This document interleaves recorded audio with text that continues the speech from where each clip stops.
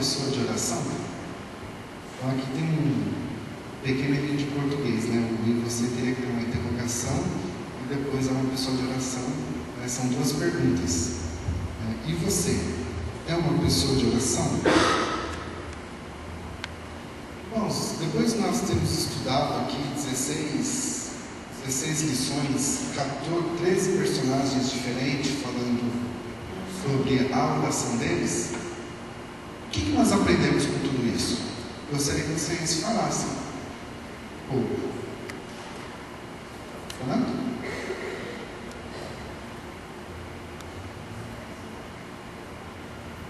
Ou dois?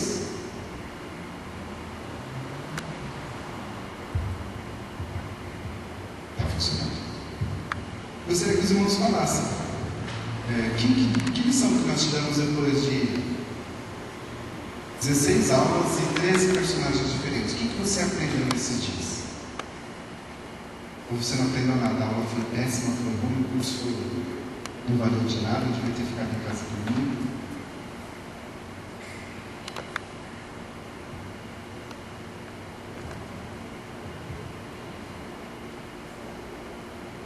Só ficar tudo anotando, assim, né?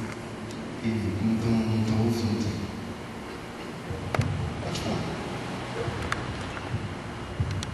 Lua. Gaspar. Olha, por tudo que a gente tem acompanhado e tem visto, a oração é o combustível de todo cristão.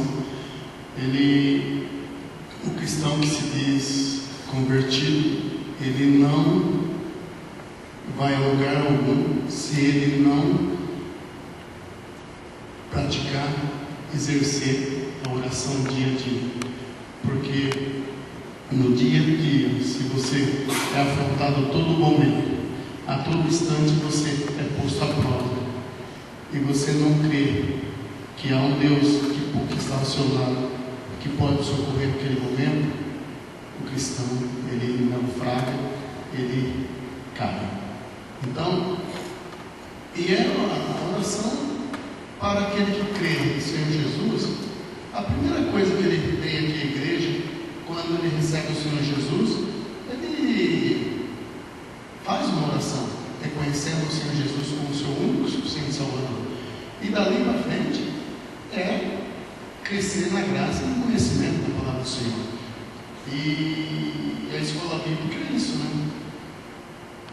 Onde os alunos, nós aprendemos a cada dia a exercer essa prática. E é tão importante quanto o ar que respiramos na vida do cristão, né? A oração. E exercer. Eu fico admirado porque, por exemplo, os muçulmanos oram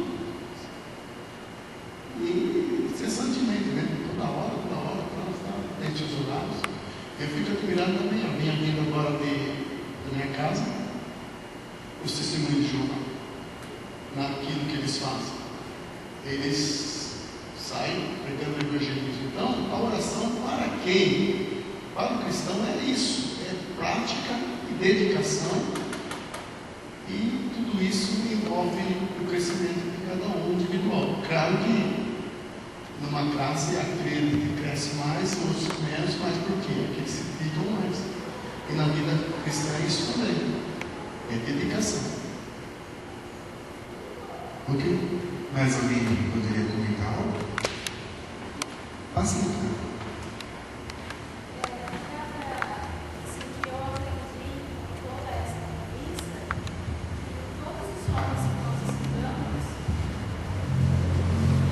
Todos esses homens de Deus que nós estudamos, todas as orações deles foram orações intercessoras, tirando o foco deles e sempre orando pelo povo, sempre orando por alguém, e tendo uma última lição que nós estudamos, que Jesus, no momento de maior dor dele, de maior sofrimento dele, ele pensou em nós.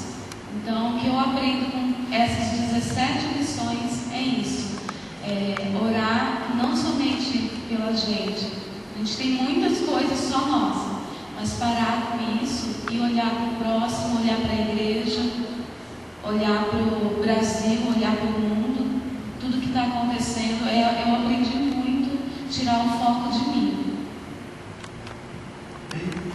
Ótimo aprendizado. Mais alguém gostaria de comentar? Algo que saltou da revista aí, saltou aos seus olhos? O curso foi que você não aprendeu nada, não? Pode comentar.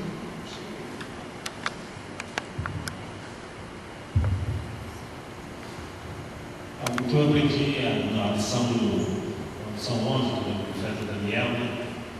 Ele fez a oração segundo o coração de Deus. A oração dele, ele orou, foi na direção de Deus. Então, o que eu aprendi é isso, que às vezes nós oramos muito, mas sem a direção de Deus. Oramos com aquilo que nós queremos, né? E é importante a oração estar dentro, porque muitas vezes a gente pode orar para uma pessoa ressuscitar e não vai ressuscitar. Não é o propósito de Deus. Orar para uma pessoa ser curada e Deus não vai curar, porque não é o propósito de Deus. Isso nós temos que entender.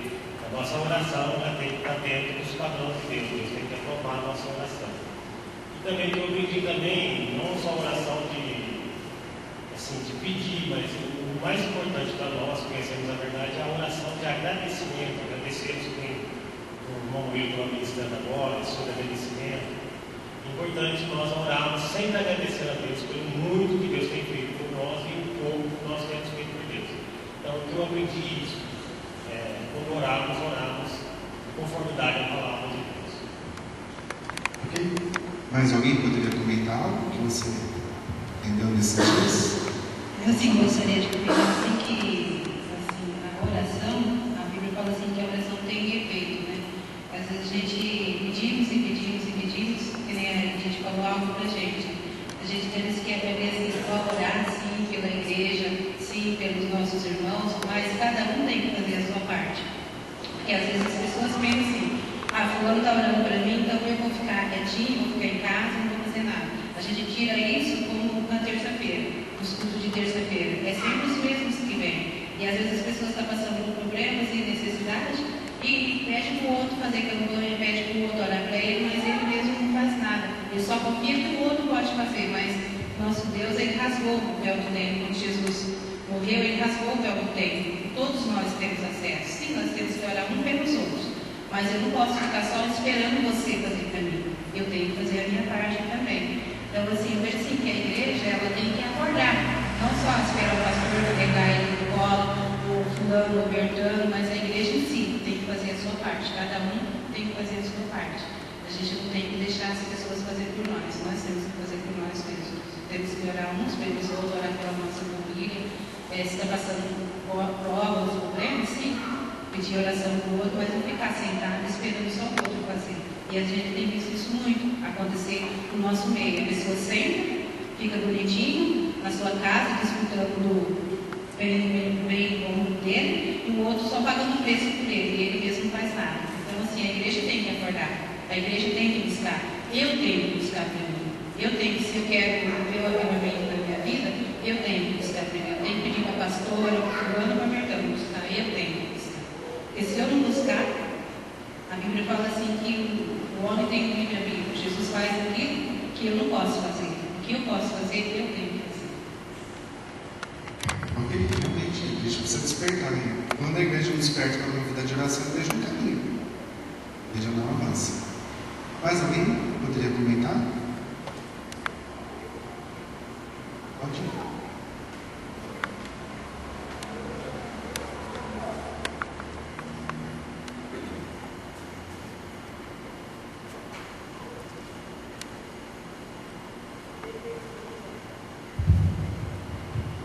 O que determina o nosso nível de dependência de Deus é a quantidade de nossas orações.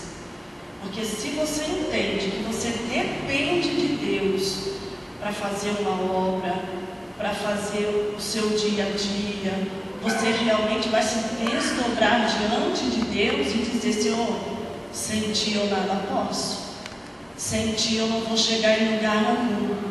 Me dá sabedoria, me dá espírito espírito de revelação, me dá graça. Eu não posso fazer a tua obra na minha força. Então, a quantidade da nossa busca em oração a Deus é que determina o nível da nossa dependência em Deus. Porque quando nós entendemos que nós dependemos de Deus, nós vamos orar. Porque a gente vai ficar assim: não posso sair da minha casa se Deus não estiver comigo, se o Senhor não for à minha frente. Então a vida de oração para o cristão é fundamental. Fundamental. Amém. Mais alguém que gostaria de comentar? Aprendeu nesses dias? Só falar que essa dependência que nós temos que ter, que a gente vai adquirindo com o tempo, e também o que é visto nesses 3 exemplos, nesses personagens, é que eles oraram sim, eles intercederam muito, mas isso era fruto da dependência que eles tinham e da intimidade que eles tinham com Deus. Isso só é possível quando tem uma vida de oração. Não é um momento de oração, não é uma dificuldade que leva a uma oração, não é uma rotina, é uma vida dessa, é uma vida com esse sentido. Senão a gente não tem como se declarar ou mesmo achar para nós mesmos que nós somos cristãos. Nós temos que ter uma dependência de Deus, temos que orar e interceder, mas isso só é possível se a gente tiver intimidade com Ele. A gente só vai conseguir orar, como o Luiz falou, que é muito importante orar na direção de Deus se a gente tiver intimidade. Se a gente souber o que Ele quer e o que Ele tem para nós, o que Ele quer fazer através de nós. Ok. Vamos então fazer a nossa proclamação. Eu esqueci. Pega a sua Bíblia na sua mão. Vamos lá? Esta é a minha Bíblia. Eu sou o que ela diz que eu sou. Eu tenho o que ela diz que eu tenho. Eu posso fazer o que ela diz que eu posso fazer. Hoje eu serei tocado pela palavra de Deus. Eu audaciosamente confesso que a minha mente está alerta. Meu coração está receptivo. Eu nunca serei o mesmo. Eu estou pronto para receber a incorruptível, indestrutível, sempre viva semente da palavra de Deus. Eu nunca mais serei o mesmo. Nunca, nunca, nunca. No nome de Jesus, amém. Pai, nós exaltamos o Teu nome nessa manhã, glorificamos a Ti, porque cremos que o Espírito de Deus está falando agora aos nossos corações. Espírito Santo, enche, Senhor, este lugar com o Teu poder, com a Tua graça, com o Teu amor, com a Tua vida, Espírito Santo, sobre a vida de cada um dos alunos que aqui estão. Desperta-nos, ó Pai, para uma vida de oração. Desperta, Senhor, a Tua igreja para uma vida de oração, para uma vida de intercessão. Concede, Senhor, a nós a Tua misericórdia, a Tua graça, para que possamos ministrar conforme a Tua vontade, conforme a revelação da Tua palavra e tudo aquilo que o Senhor quer ministrar nas nossas vidas. Abençoe, meu Deus, a cada professor que está iniciando a sua aula agora, a sala do batismo, em cada uma das salas infantis ali, que o Espírito de Deus possa estar atuando, Senhor, em cada uma das salas, Senhor, na linguagem que as crianças possam entender, compreender e ter uma experiência real contigo. Abençoe, meu Deus, as demais igrejas que iniciam sua escola bíblica, aquelas, ó Pai, que já estão terminando, aquelas que ainda vão iniciar, para que tenhamos um domingo abençoado, para a glória do Senhor, em que a Tua palavra seja impregnada aos nossos corações, com ousadia, com autoridade, para a glória do Senhor, em nome de Jesus. Amém. Amém. Nós vamos então para o nosso versículo-chave, aliás, né? Está em 1 Samuel, capítulo 12, verso 23. Acompanhe na sua revista, tá? Quanto a mim, longe de mim que eu peque contra o Senhor, deixando de orar por vós, antes vos ensinarei o caminho bom e direito. 1 Samuel 12, 23. Vamos falar todos juntos? Quanto a mim, longe de mim que eu peque contra o Senhor, deixando de orar por vós, antes vos ensinarei o caminho bom e direito. 1 Samuel 12, 23. Agora vamos falar de verdade? Tá? Quanto a mim, longe de mim que eu peque contra o Senhor, deixando de orar por vós, antes vos ensinarei o caminho bom e direito. 1 Samuel 12:23. E que isto seja realmente uma verdade em nossas vidas. Que nós venhamos a orar pelos nossos irmãos, ter uma vida de oração, e que esse pecado de negligenciar a vida de oração não esteja em nossas vidas, em nome de Jesus. Hebreus capítulo de número 12 e o verso 1, vamos ali para a nossa aula. Hebreus capítulo 12, verso 1 e verso 2. Portanto, visto que nós também estamos rodeados de tão grande nuvem de testemunha, deixemos todo embaraço e o pecado que tão de perto nos assedia, e corramos com perseverança a carreira que nos está proposta, olhando firmemente para Jesus, autor e consumador da nossa fé, o qual, pela alegria que lhe estava proposta, suportou a cruz, desprezando a ignomia, e está assentado à destra do trono de Deus. Amém. Versículo tremendo, 2 versículos aqui maravilhosos da palavra de Deus, que falam muito e falam poderosamente aos nossos corações. O capítulo 3 do livro de Hebreus, ele começa a falar sobre Cristo. E Cristo, ele veio ao mundo, ele entregou sua própria vida, derramou o seu próprio sangue para nos salvar e para nos levar a uma nova experiência com Deus. O capítulo 8, ele começa a falar da nova aliança. A nova aliança que foi firmada no sangue de Jesus, a nova aliança que foi dada aos homens, que ligou novamente os homens com Deus. O capítulo de número 10, ele começa a falar sobre o sacerdócio. Lá em Hebreus capítulo 10, o capítulo 10 inteirinho, ele fala sobre o serviço na casa de Deus, a dedicação de como que nós temos que viver e como nós temos que fazer. E o capítulo 11, nós encontramos o que é mais conhecido como Galeria da Fé.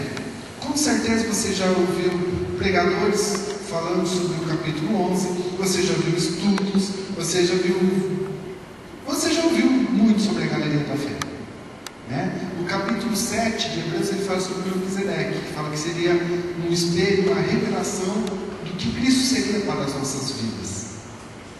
E nós estudamos então 13 personagens. Dos 13, uma era mulher, 12 homens e uma mulher. Nós estudamos aqui totalmente a vida de oração. E mais 3 lições que falavam sobre oração. Então nós chegamos aqui no capítulo 12, verso número 1. O que faremos agora? Depois de termos aprendido, termos visto esses testemunhos.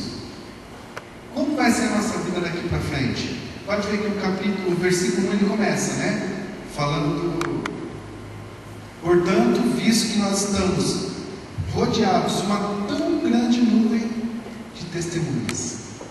Portanto, agora que nós ouvimos esses relatos, agora que nós já ouvimos sobre Cristo, sobre a nova aliança, nós já ouvimos sobre a Galeria da Fé, agora que nós já aprendemos sobre 13 personagens, aprendemos 16 lições sobre oração, qual vai ser a nossa vida daqui para frente?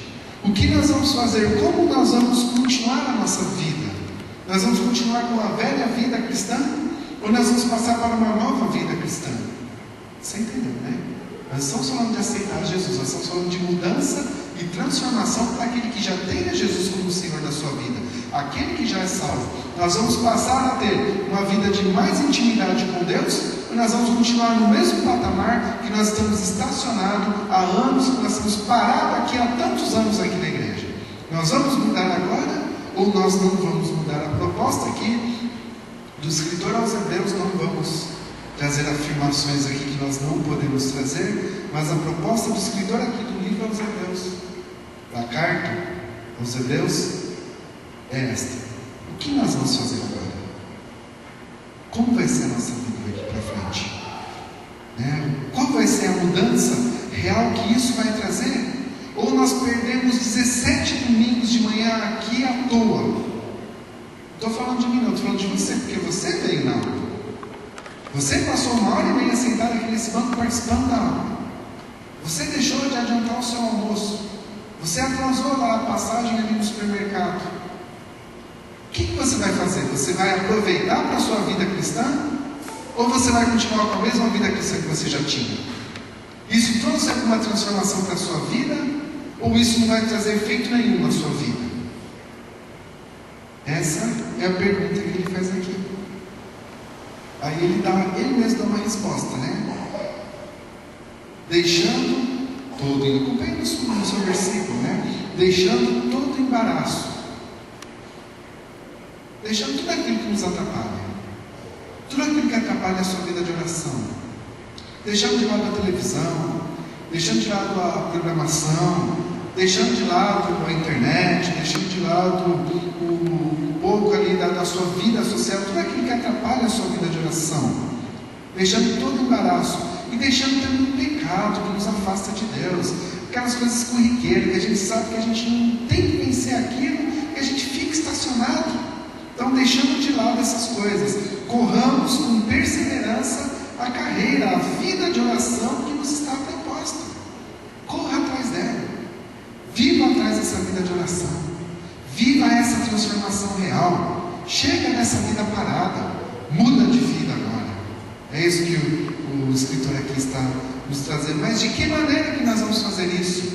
Como nós vamos conseguir mudar a nossa vida? Depois de termos ouvido, nós ouvimos sobre a vida de homens aqui e uma mulher. Como que nós vamos mudar? No versículo 2 ele nos explica: olhando firmemente para Jesus, que é o autor e o consumador da nossa fé. É dessa maneira que nós vamos conseguir. É dessa forma que seremos vitoriosos. É olhando firmemente para Jesus, que é o autor e o consumador da nossa fé. Irmãos, muitas vezes nós dizemos que os nossos problemas que nós passamos no nosso dia a dia, aquela dificuldade que você passa no seu trabalho, ou que você tem com o seu trabalho, aquela dificuldade que você tem lá na sua casa, tem na sua família, sabe, que ninguém sabe, mas aquela luta interior que você passa, ou aquilo que você passa dentro de você mesmo, as dificuldades financeiras que sobrevêm, né? A gente fala assim que isso são oportunidades que nós temos de nos chegar mais a Deus, porque quando nós passamos por dificuldades, nós oramos mais. Geralmente falamos isso, né? Que Deus ele usa, não que ele coloque os problemas, mas Deus ele usa os problemas para nos levar até Ele um pouco mais. Mas uma coisa que nós não observamos, os nossos problemas muitas vezes, e na grande maioria das vezes, eles nos afastam mais de Deus do que nos chegam mais perto dele. Porque quando nós passamos por dificuldades, por lutas e por problemas, vamos paralisar aquele problema. Quando nós passamos por um problema na nossa vida, nós temos a tendência de olhar somente para o nosso problema, de focar o olho no nosso problema e destrinchar ainda, né? Quando alguém vem perguntar: nossa, o que está acontecendo na sua vida que você está tão triste a esse nível? A gente destrincha, né? Ontem eu estava com dor de cabeça me deu diarreia me levou a ter fome, isso e aquilo. Aí a gente vai destrinchando todo o problema, porque o nosso olho está onde? Problema. Aí quando nós vamos orar, nós ajoelhamos diante de Deus e ficamos: Deus, está acontecendo isso na minha vida por causa daquilo, por causa daquilo outro, Deus, por causa disso, por causa daquilo, porque o meu irmão fez isso, e aquele outro fez aquilo, e me entristeceu, e eles me chatearam, tal. Onde está o nosso olho? Nosso problema. Versículo 2: olhando firmemente para Jesus. Onde deve estar o nosso foco? Jesus. Onde deve estar o nosso olhar? Em Jesus. Quando nós olhamos para o nosso problema, nós vemos problema. Mas quando nós olhamos para Jesus, nós vemos aquele que venceu a morte. Nós vemos aquele que venceu todos os nossos problemas. Nós vemos aquele que venceu tudo e suportou tudo e nos deu uma nova vida. É para Ele que nós temos que olhar. É para aquele que é vitorioso, para aquele que tem todo o poder sobre o céu e sobre a terra. A palavra de Deus ela nos diz: eleve os meus olhos para da onde me vem o socorro. Por que ele levava os olhos para o monte no Velho Testamento? Porque foi lá no monte onde Moisés teve um contato direto com Deus. Leva os meus olhos para onde eu posso enxergar a Deus, para onde eu posso ver a revelação de Deus. Hoje nós não precisamos olhar para o monte, ficar entre nós. Já pensou, a gente tem que ficar virando para Jerusalém e procurar um monte ali para a gente poder enxergar a Deus. Hoje nós temos Deus face a face, cara a cara, em todo momento. Em todo momento Ele está conosco, está em nossas... Passa o microfone, tá? Ok. senão o pessoal do fundo não cabe. Hoje nós podemos olhar a cada instante de nossa vida, aonde nós estamos, podemos olhar para o nosso Senhor. Os nossos olhos têm que estar fitos e totalmente voltados para aquele que é mais do que vencedor, que é o Senhor Jesus. Se nós olharmos para o nosso problema, nós vamos ver o problema. Mas se nós olharmos para Jesus, nós vamos ver a vitória. Vou comentar. Sim. Alô, gostaria de comentar assim. Eu aprendi desse jeito, não sei se eu estou errado, mas eu me corrijo. É que assim, tem dois tipos de problemas às vezes que nós enfrentamos. O que nós criamos e aquele problema que nós enfrentamos por levar a palavra de Deus, por dar um bom testemunho, por agir conforme dada a palavra de Deus. E às vezes há uma confusão aí quando as pessoas, os problemas que eles estão enfrentando, que eu estou enfrentando, foram os que eu mesmo procurei. E aí às vezes a gente vai orar, ou até mesmo testemunhar, a gente fala, eu estou passando por isso, estou passando por luta, tudo. Só que nós precisamos refletir que muitos problemas que nós estamos passando somos nós mesmos que arrumamos. E às vezes dá a impressão que Deus não ouviu a nossa oração, uma decisão que nem a pastora falou, não vai tomar uma decisão, vai fazer algo, até mesmo trabalhar na obra de Deus, que é a direção de Deus, aí aquilo causa um problema, não, aí falou, meu Deus, eu estou passando por uma luta, pai, estou sendo aprovado.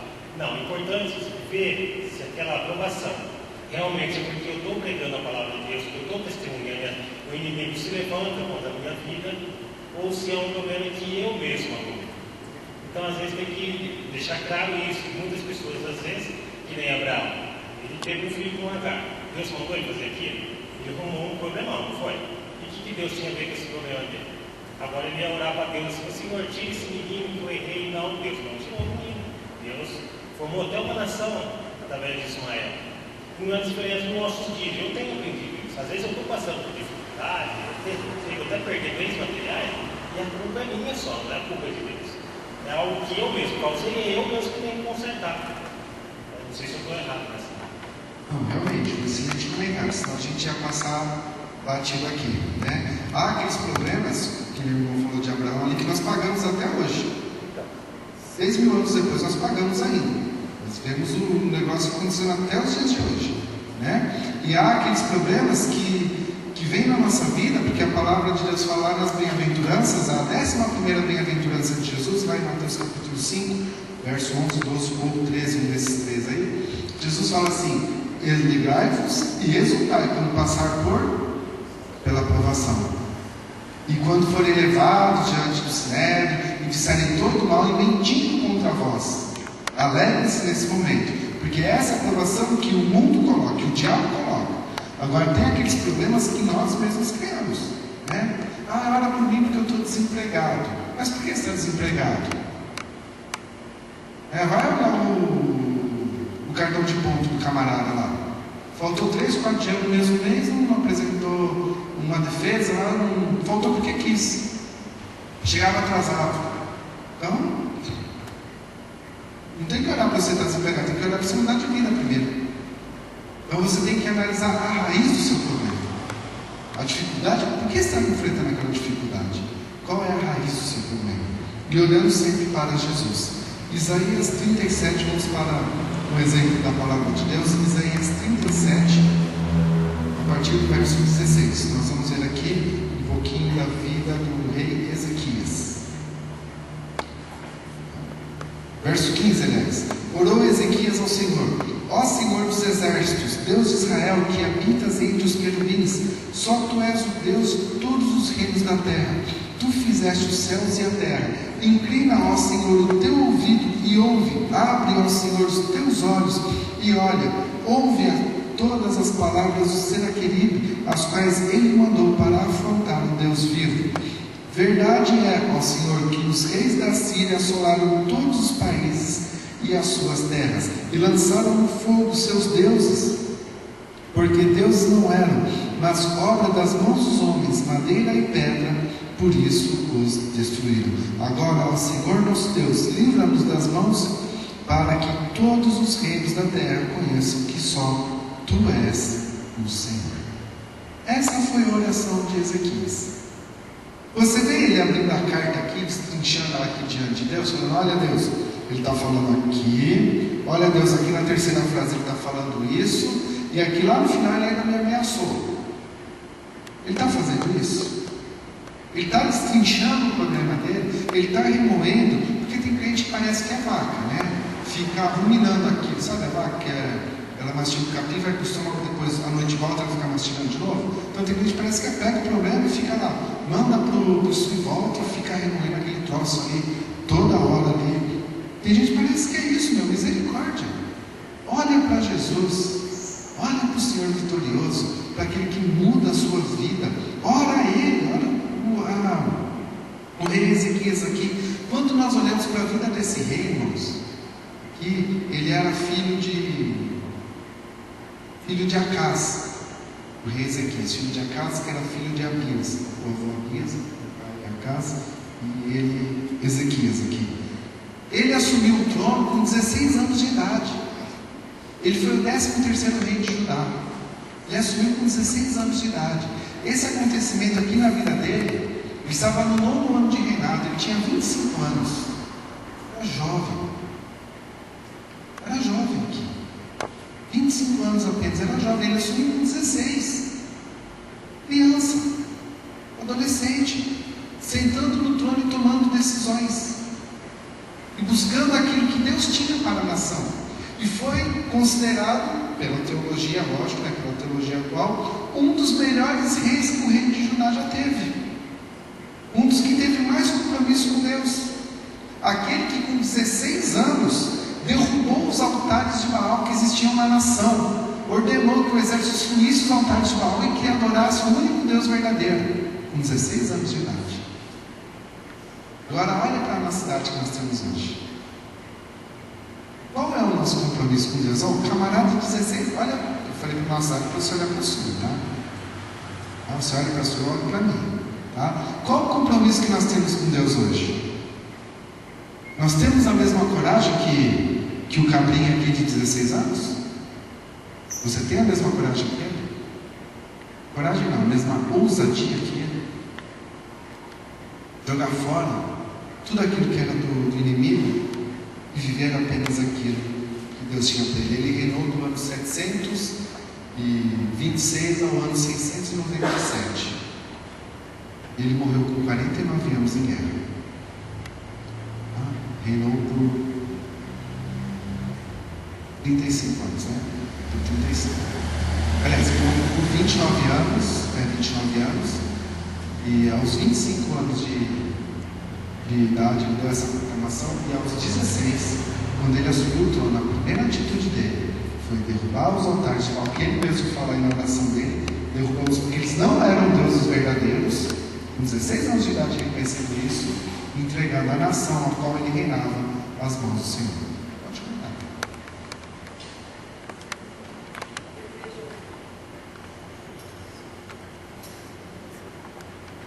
Eu vejo assim que Deus, assim, quando a pessoa se dispõe para fazer a obra de Deus, para estar com Deus, Deus usa quem Ele quer, não importa a idade. Às vezes Deus pode usar uma criança, pode usar um velho, pode usar um adulto. E às vezes a gente, assim, como cristão, a gente vê pessoas novas sendo usadas e a gente tacando os pés, fala, quem é você para falar isso, quem é você para fazer isso, quem é você para fazer aquilo. E às vezes a gente continua olhando para nós. E Deus está usando aquela pessoa para falar com a gente. E se a gente se colocar assim, às vezes você pode falar assim, eu sou mais velho que você, eu tenho mais experiência que você, posso até ter, mas eu estou realmente vivendo dentro da palavra de Deus. Porque às vezes a gente questionamos, né, que, fulano, nossa, a idade dela, não tem nem hora para vir falar comigo. Deus usa quem Ele quer. Como Ele usou esse jovem aí para ser rei, né, daquela nação, naquela época. E eu vejo que Deus não mudou. Basta a gente se dispor, seja jovem, seja velho, seja menos idade, mais idade, aquele que se dispor a fazer a vontade de Deus, Deus vai usar. E nós temos às vezes que parar, sabe, com essa. Ficar assim, mas fulano, Bertano, quem é ele? Quem ele pensa que é? Ele é aquele que Deus escolheu. Deus escolheu para falar, é aquele que Deus escolheu. Às vezes Deus usa até muito lá fora para chamar a nossa atenção. Deus quer falar conosco, Ele usa quem Ele quer. Aí você, mas como vai usar o menino? Se eu estou com a minha vida não agradando a Deus, não estou ouvindo a voz de Deus, Deus usa até as pessoas lá fora, ó, muda de rumo, porque você está errado. Deus usou até uma mula para falar com o Balaão, né? E nós hoje, nos dias de hoje, nós achamos que não. É eu que tenho que lidar, não você não é ninguém, você não é nada. Mas Deus usa o que Ele quer. Assim, nós temos que abrir os nossos olhos para estar assim, percebendo a voz do Espírito Santo de Deus. E buscar em Deus, Deus, você está usando aquela pessoa que fala comigo? Não fala mesmo comigo, estou aqui, pronto, eu quero mudar de vida. E as pessoas às vezes não estão terra, julga a pessoa pela idade dela. Deus não é assim, nosso Deus não é dessa forma. Deus ele mede a nossa experiência não pela nossa idade, mas pela nossa vida de oração. A pastora Alice nos comentou. Deus ele vai olhar para nós não pela nossa idade, o tempo que a gente tem de vida aqui nessa terra, sim pela nossa vida de oração, pelo nosso contato de oração. Nós vemos aqui, eu gosto muito do exemplo desse rei. A primeira vez que eu assisti um filme que mostrava a vida do rei Ezequias, mostrava ali um velhinho sentado no trono. Então, a primeira vez que eu tive esse contato, que eu aprendi sobre a vida dele, a primeira contato que eu tive ali na vida dele, quando eu estava tentando aprender alguma coisa do Velho Testamento, né? Imaginei que já era um senhor experiente, que já era, até mesmo, quem sabe, um dos principais, alguém que conhecia do judaísmo, né? Quem sabe um fariseu ali que conhecia a lei, por isso que ele estava no trono. Eu imaginava isso, que a experiência dele de estar no trono era pela idade que ele tinha. Quando eu aprendi pela palavra de Deus, quando você vai ler a palavra de Deus, que você vai ouvir no filme, aí quando você vai ler e você vai traduzir os dias para o português, né, para a nossa linguagem atual, você vê que ele tinha 16 anos quando ele subiu no trono, e ele teve essa iniciativa, você fala, mudei meu conceito. A gente aprende mais, né? A gente vai a fundo na palavra. Efésios capítulo 3, verso 20 diz: ora, aquele que é poderoso para fazer tudo muito mais abundantemente, além daquilo que pedimos ou pensamos, segundo o poder que em nós é. Ele faz muito mais abundantemente, além daquilo que nós pedimos ou imaginamos. Jesus ele faz muito mais em nossas vidas do que aquilo que nós pedimos, do que aquilo que nós pensamos ou imaginamos que Ele poderia fazer. Irmãos, outra forma que nós temos que olhar firmemente para Jesus, primeiro é nos nossos problemas, tá? Não olhe para o seu problema, olhe sempre para Jesus. Segundo, é nas lutas que nós passamos no nosso dia a dia, naquela luta interior, sabe? Quando nós estamos passando por aquele momento agora. Eu continuo crendo ou não crendo que Deus vai me livrar? Eu continuo acreditando ou não acreditando que Deus vai mudar a minha vida?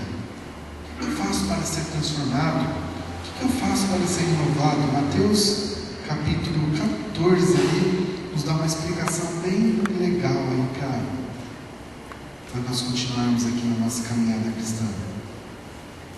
Mateus 14,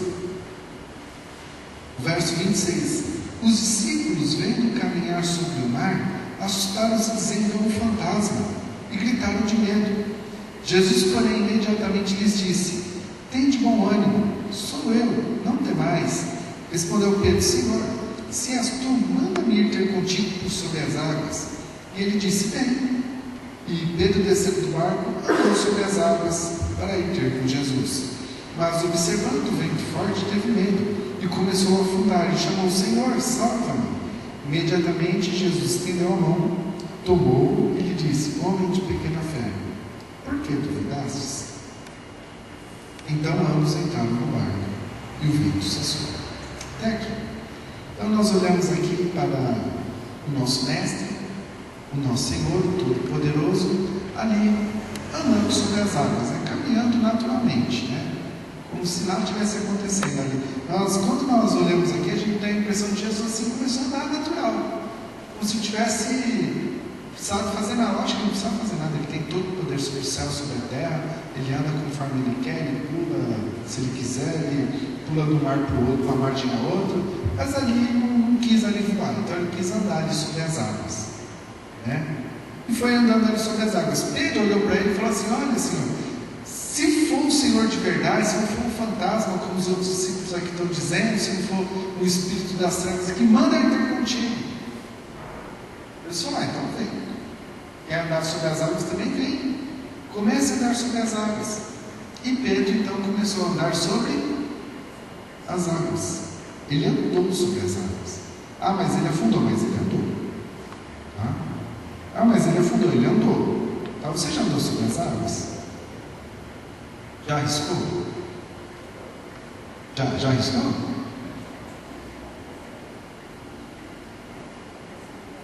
Mas ele andou. Ele afundou, mas ele andou. Muitas vezes o nosso foco nesse texto está aqui, que ele era de pouca fé, por isso que ele afundou, mas até ele afundar ele andou. A palavra de Deus aqui nos dá um tempo assim, falar, ele andou por 10 minutos e afundou no 11º. Quem sabe ele andou 1 hora sobre as águas? Ficou ali brincando, correndo, né? Sabe? Criança quando vê a primeira vez, estou andando, né? Quem sabe ficou ali alegre, contente, porque estava andando sobre as águas. Ele estava andando sobre as águas. Então, quando nós passamos por lutas, por conflito aqui dentro do nosso coração, sabe, aquela dificuldade que a gente não sabe mais o que a gente faz, e a gente pensa: acho que eu vou desistir, acho que eu não vou mais na igreja, acho que agora eu vou mudar, acho que eu vou parar de fazer aquilo que eu fazia, eu vou desistir do meu ministério, não é isso que Deus tem para mim, tal, e a gente fica naquele conflito. Irmão, se você já andou sobre as águas, você já teve uma experiência com Cristo, você já andou sobre as águas. Se você já experimentou o poder de Deus na sua vida, você já andou sobre as águas. Por que você vai afundar agora? Por que você vai deixar a sua fé esmorecer agora? Aí que Jesus olha para nós. Por que duvidar? Você viu a pergunta de Jesus? A pergunta de Jesus foi interessante. Ela falou assim: Pedro, por que você duvidou? Se você já estava sobre as águas, se você já estava com o poder de Deus na sua vida, por que você duvidou? Por causa de um momento de dificuldade?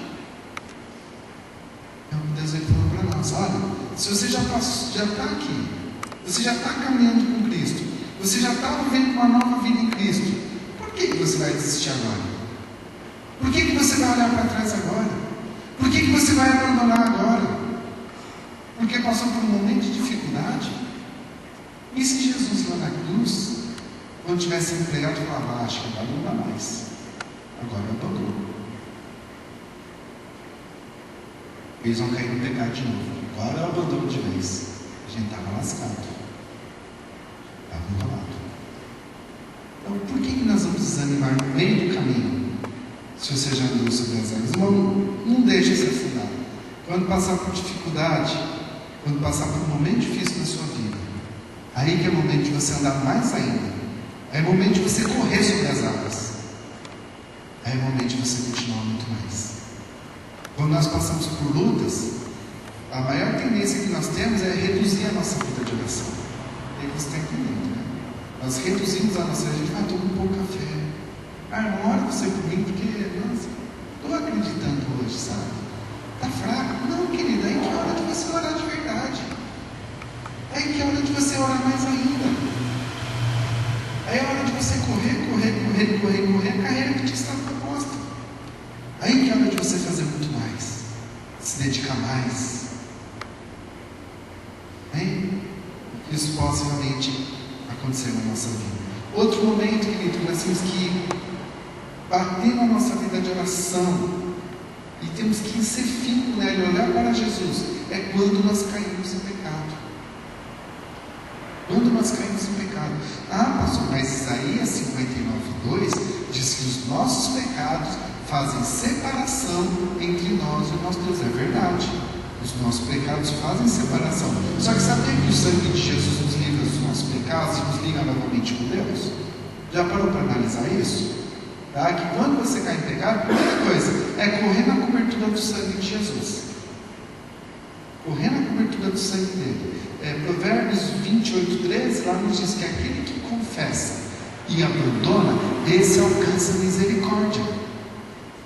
Aquele que confessa e abandona a velha prática, esse alcança a nova aliança com Deus novamente. Esse está ligado novamente com Deus. Seu o pecado faz separação, o sangue de Jesus faz a ligação. Não tem problema. Deixa a separação de lado e corre para o sangue. Se liga novamente com Deus. Então nós temos essa tendência também. Quando a gente cai em pecado, a vida de oração para. Acho que agora não tem mais jeito. Deus não vai me ouvir. E a vida de oração ela para. Não, querido, aí que é o momento de você buscar mais a cobertura do sangue do Cordeiro ainda. Aí que é o momento de você orar de verdade e pedir para Deus mudar a sua vida, para Deus te levantar no momento de fraqueza, para Deus transformar o teu ser. Aí que é o momento de você buscar mais ainda. E a gente julga, né? Nossa, meu irmão está em pecado e está lá no culto de oração orando. Glória a Deus por isso. Não é momento de julgar, é momento de nós glorificarmos a Deus. Porque o nosso julgamento é o pior, né? Nossa, você viu aquele irmão? Ele cometeu tal pecado, agora está lá na frente. Claro, ele buscou a vida de oração, você não buscou, você ficou parado. E ele avançou. Ele alcançou a misericórdia de Deus. 1 João capítulo 1, verso de número 9, ela diz: se confessarmos os nossos pecados, Ele é fiel e justo para nos perdoar os pecados e nos purificar de toda injustiça. Só que ali, nesse versículo, ele começa com uma palavrinha ali fantástica, que coloca ali uma dúvida. Começa com se confessarmos os nossos pecados. Depende da nossa atitude. Se eu confessar o meu pecado, Ele é fiel e justo para me libertar dos pecados e me purificar de toda injustiça. Se confessarmos. Agora, se eu negligenciar meu pecado, eu vou continuar com ele. Se eu negligenciar, se eu tentar passar por cima, né? Então eu cometi o pecado, aí eu vou orar para Deus abençoar a igreja, para Deus abençoar a vida dos irmãos, e não vou nem ligar para o meu pecado, aí Deus não vai me ouvir. Bom, então é se confessarmos os nossos pecados. Tá? Mas por que nós temos que confessar? Para nós reconhecermos. Quando nós confessamos, nós temos que falar: olha Deus, eu reconheço que eu sou pecador, eu reconheço que eu dependo do Senhor, que eu dependo do sangue de Jesus sobre a minha vida, eu reconheço que eu preciso do Teu poder me levantando no momento de fraqueza. Nós reconhecemos a nossa dependência com Deus. Tá? Vamos para um exemplo, está lá em Lucas capítulo 18.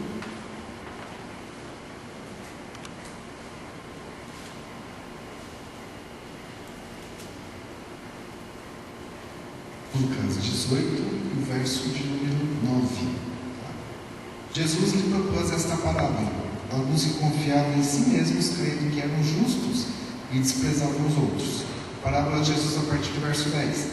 2 homens subiram ao templo para orar. Um era fariseu e o outro cobrador de impostos. O fariseu, aquele entendido da lei, o fariseu que entendia, aquele que era intelectual, sabia todas as coisas, posto em pé, orava consigo desta maneira: ó Deus, graças eu te dou, porque não sou como os demais homens, que são roubadores, injustos e adúlteros, nem ainda como esse cobrador de impostos. Jejuo 2 vezes na semana e dou os dízimos de tudo o que possuo. Já o cobrador de impostos, porém, estava em pé de longe, nem ainda queria levantar os olhos aos céus, mas batia no peito, dizendo: ó Deus, tenha misericórdia de mim, que sou pecador.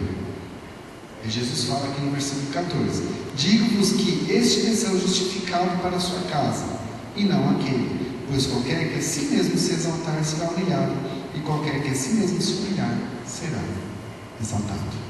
Então, o reconhecimento aqui é tudo. Ele que reconhece que realmente precisa do sangue de Jesus sobre a sua vida.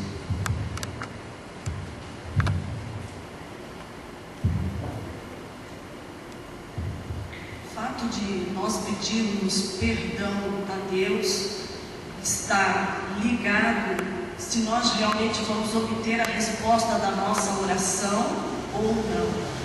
Porque os nossos pecados são eles que nos separam de Deus. Então nós temos que realmente ter em mente de quando chegar a Deus, confessar os nossos pecados. Mas, queridos, a tendência humana não é confessar pecado, é justificar os nossos pecados.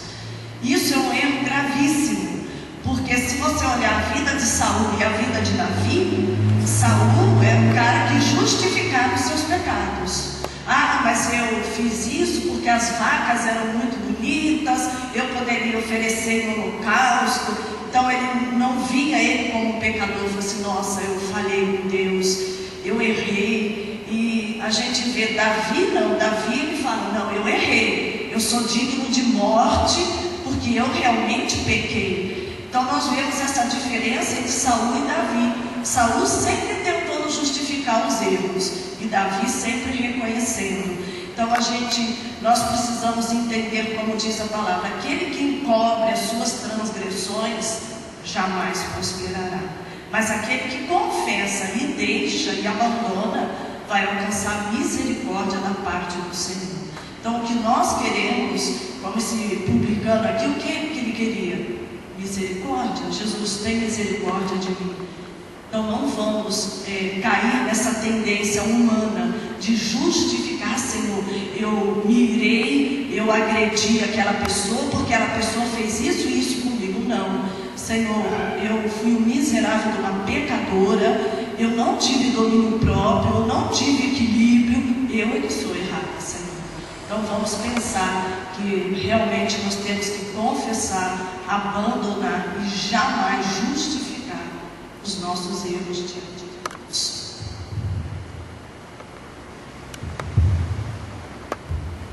Esse comentário é muito importante porque nós temos na palavra de Deus, dentro da teologia, a doutrina da justificação. Mas quem nos justifica é Deus, não somos nós mesmos.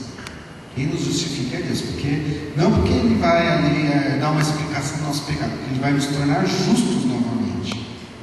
Mas pelo sangue do Cordeiro de Deus, e não por aquilo que nós falamos, né? Essa tendência ela é real, né? Você pode ver quando o patrão vem perguntar: mas você chegou atrasado, hoje a gente já vai dar. Não, é porque hoje, sabe o que aconteceu? Hoje não aconteceu isso, aconteceu aquilo, o despertador não tocou. A gente já quer justificar. Raramente a gente fala: não, pode descontar no meu salário porque eu estou atrasado mesmo. É o certo, seria o correto.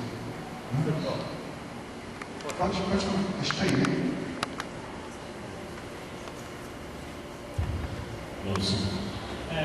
O Adão, quando ele pecou, e Deus foi na virada do dia, foi conversar com ele se escondeu, ele e a esposa dele. Aí Deus perguntou: por que você se escondeu? Ele fala assim: porque eu vi a tua voz e tive medo, por isso eu me escondi. Aí a gente estava lendo aqui sobre Pedro, ele falou: Senhor, se és tu mesmo, manda que eu ande sobre as águas. Aí Jesus mandou, ele andou.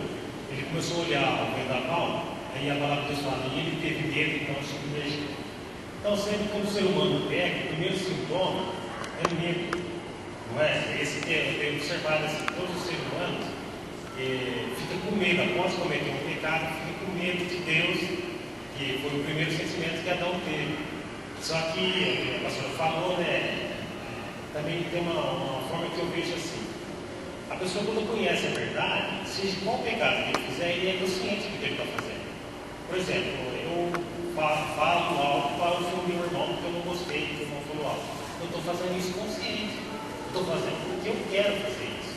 É diferente de uma pessoa lá fora que não conhece a verdade e ele fala algo para me ofender, ele está na ignorância. Então eu vejo que há dois lados, né? Quando nós conhecemos a verdade e quando a pessoa não conhece a verdade.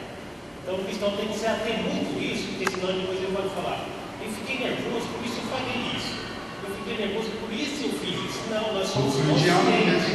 Nós somos conscientes do que as nossas atitudes, seja pastor, seja liderado, né? Qualquer pessoa que está com uma responsabilidade, eu entendo assim: se nós pecarmos, nós somos sujeitos a pecar, mas somos conscientes do que estamos fazendo. Eu não posso atribuir a culpa ao diabo, porque se eu atribuir a culpa ao diabo, eu dei brecha, a Bíblia diz: não dei brecha. Se eu fizer da minha própria vontade, aí eu fiz. Não sei se eu estou errado na minha pensamento, mas é assim que eu vejo. Não, está correto. Muitas pessoas não, nós muitas vezes colocamos a culpa no diabo. Muitas coisas que acontecem: não, o diabo colocou a mão nas minhas finanças. Você foi dizer que você não foi, né? Então muitas vezes nós colocamos a culpa no diabo, né? Isso é uma tendência natural. Até Adão, né? Quando Deus perguntou para Adão: O que o sinal foi ela? Aí ela colocou na serpente. A serpente tinha que fazer. A serpente teve que encarar, coitada, né? E a pastora falou, ele tentou justificar, né? Ele foi contra as coisas. Um foi jogar pro outro, né? Aí quando ela não tinha mais em quem jogar, perdeu as pernas. Literalmente, né? Perdeu mesmo. Vamos lá, o último ponto. Que nós temos que orar nos momentos das nossas vitórias. Essa é uma tendência natural, né? A gente ora a Deus quando nós passamos por dificuldade, quando nós passamos por provação, quando nós passamos por um momento difícil, aí a gente recebe a vitória, a gente larga a mão da vida de oração, né? Quantas pessoas frequentavam a sexta-feira de oração aqui com a gente à noite, por passar por dificuldade, por um momento ruim, por um momento de provação, recebeu a vitória, desapareceu, sumiu, não veio mais, né? Por quê? É o momento, irmãos, que nós mais temos que orar. Porque é quando nós adquirimos o nosso contato com Deus. Aí que você está com contato com Deus, então agora é o momento de você continuar. Porque Deus, ele não é um hospital. E nem um caixa eletrônico, que você vai lá, estou sem dinheiro, deixa eu sacar um pouquinho, né? Deus, ele não é um caixa eletrônico, né? E tem alguns aí que tentam arrumar, né? Vamos arrancar tudo que tem aí, né? No caixa eletrônico aí, né? Arrancar tudo que Deus pode dar para a gente, né? Então Deus, ele não é essas coisas. Deus, ele tem um contato direto com o homem. Você já experimentou cantar e adorar a Deus no momento de crise? Que a gente adora na vitória, né? Momento de crise lá na sua casa, passa por crise, né? Você já tentou adorar a Deus quando você está doente? Não, mas adorar de verdade. Cantar, levantar a mão, às vezes deitado lá na maca, ou internado lá com o sono, tudo pendurado, levantar a mão, adorar, sentir a presença. Você já tentou fazer isso, né? Servir a Deus em meio ao fracasso. Nossa, minha empresa está falindo, mas eu estou aqui louvando a Deus, eu estou aqui exaltando, estou aqui ministrando a palavra, a graça de Deus. Já tentou fazer isso? Sabe, irmão, que tudo de bom ou ruim que acontece em nossas vidas são motivos para nós adorarmos ao Senhor, são motivos de oração, seja na hora da vitória, seja na hora da aprovação. É momento de oração. A nossa vida é um momento de oração. Atos 16:25 nos dá um grande exemplo. Anota aí, nós não vamos ter tempo de passar, já estamos com o horário estourado. E só lembrando que a nossa oração, ela jamais vai mudar a Deus e jamais vai mudar os conceitos eternos de Deus. A nossa oração, ela vai mudar a nossa vida. É o nosso coração que tem que ser mudado. É o nosso coração que tem que ser transformado. Por isso que logo no início, o Murilo iniciou cantando uma canção maravilhosa, que diz: vamos adorar a Deus, porque Ele veio na minha vida e Ele me deu um novo coração. Esse é o maior motivo que nós temos para adorar o Senhor, é ter um novo coração. Às vezes a gente vou falar assim, a gente vê isso, às vezes no grupo de intercessor. Você tem que orar e Deus vai ter que fazer. Você não para e depois Deus vai fazer. Tem que fazer, tem que mudar. Foi eu, desculpa. Eu vejo assim que não é dessa forma. A gente não tem que dar ordem para Deus. Nós não temos que falar assim: ó, Deus, o Senhor vai fazer e pronto, acabou. Não, nós somos um servo do Senhor. Nós oramos, Senhor, faça segundo a sua vontade, faça segundo o seu querer. Nós estamos aqui para servir a Deus, não para dar ordem para Ele. E às vezes a gente vê, sabe, assim, certas coisas assim que a gente. Eu, sinceramente, eu não concordo com isso, porque sai fora da Bíblia. Dá ordem para Deus, o Senhor vai ter que fazer isso, o Senhor tem que fazer isso. A pessoa não tem nada com Deus, o que Deus vai ter que fazer? E muitas vezes as pessoas ainda determinam, né? Determinam que o Senhor vai fazer isso. E aí, se o Senhor não fizer, tem gente que põe Deus na parede, né? Outro dia eu vi um pastor falando assim: atenção, e se Deus não fizer, eu rasgo a minha Bíblia. Vai lá, à vontade.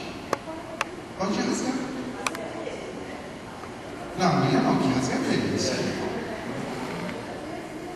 Bem, se o louvor pode se posicionar, nós vamos cantar uma canção para encerrar. Pega o seu artigo aí, querido, vamos ler rapidinho juntos aqui, tá? Eu tenho essa revista aqui há 10 anos, ela é de 2005, faz 10 anos que ela está comigo. Eu gosto muito desse artigo, tá? Já passei, não sei se já passei aqui na escola bíblica, mas alguns encontros aí eu já chego aqui e já passei ele. Vamos ler juntos aqui. Ele é do pastor George Foster. Ele já foi um pastor aqui no Brasil, hoje está nos Estados Unidos, né? É pastor lá. E aí, embaixo tem o endereço eletrônico dele, você pode se inscrever e receber o boletim dele semanal pelo seu e-mail. Tá? Você se inscreve lá, é de graça, você não paga nada. Tá? Se você quiser adquirir a revista, você pode comprar a assinatura pelo valor de R$10. Tá? Nós não ganhamos nada com isso. Cerca de 4 anos atrás, comecei a fazer uma oração muito simples. Não era muito diferente de tantas outras que eu já havia feito ao longo dos anos, exceto por um detalhe: passei a colocá-la diante de Deus com maior frequência e maior senso de urgência e expectativa. Hoje digo que ela é a minha oração de toda hora, a oração que faço sempre que deixo as minhas atividades de lado para falar com Deus. Como já disse, é uma oração bem simples, que não impressionará ninguém, seja pela profundidade ou pela originalidade. Seu conteúdo é semelhante ao das orações de milhares de seres humanos que fazem diariamente. Ela fala de um desejo comum a qualquer pessoa, jovem ou velha, que já experimentou um relacionamento com Jesus Cristo. Aprofundar esse relacionamento com o Senhor e conseguir colocar o coração totalmente nas mãos dele. A verdade é que encontramos dificuldade para transformar esse desejo em experiência real no dia a dia e reconhecermos que precisamos da ajuda do Senhor para fazer. Esta oração não é um ritual, uma fórmula ou mantra que alguém tenha lhe recomendado. Não possui nenhum poder mágico. Não a considero uma espécie de caminho secreto para a vitória espiritual ou um atalho para alguma bênção especial. Não posso nem ao menos afirmar que a decisão de orar dessa maneira tenha sido algo premeditado. Só sei que tenho colocado essa petição diante de Deus quase que diariamente, assim expressando a Ele a minha necessidade. E a oração é essa aqui: ajuda-me, Senhor, a fazer com que o meu coração seja totalmente teu. A frasinha é bem simples, né? Ajuda-me, Senhor, a fazer com que o meu coração seja totalmente teu. E no final na sua casa, você lê o finalzinho do artigo, tá bom? Nós já ultrapassamos quase 10 minutos do nosso de aula.